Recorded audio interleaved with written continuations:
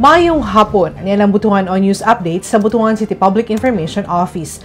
Formal nga gitunol ni Konsehal Sheremay Busa ang birth certificate sa mga benepisyaryo atol sa culmination program sa Civil Registration Month o distribution sa Certificate of Live Birth to the beneficiaries of Birth Registration Assistance Project kon BIRAP sa City Hall Labi miaging simana.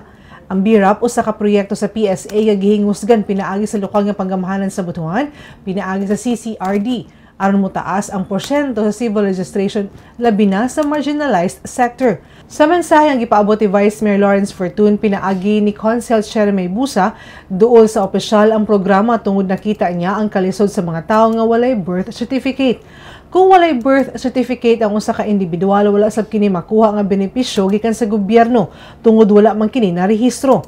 Alang kan Jonaline Miel nga taga Barangay Pangabugan, dako og tabang ang libre nga programa sa City Civil Registry Department ug Philippine Statistics Authority aron marehistro ang mga individual nga wala pa na rehistro og makabaton o dokumento ang mga sama kanila nga naglisod sa kinabuhi. Anaa sa aktibidad sila Acting City Civil Registrar Head Crescencio Bermudez Jr. ug PSA Agusan del Norte Chief Statistical Officer Renelo Magno.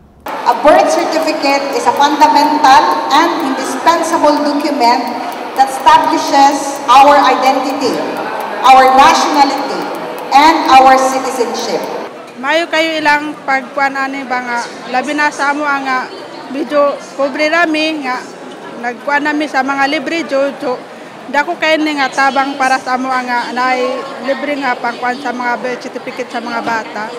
Og makatong updating adlaw alang sa mga updates, i-follow the like official Facebook page, TikTok, Instagram og subscribe sa YouTube channel sa Butuan City Public Information Office. Ako si Charmaine Awitan. Daghang salamat.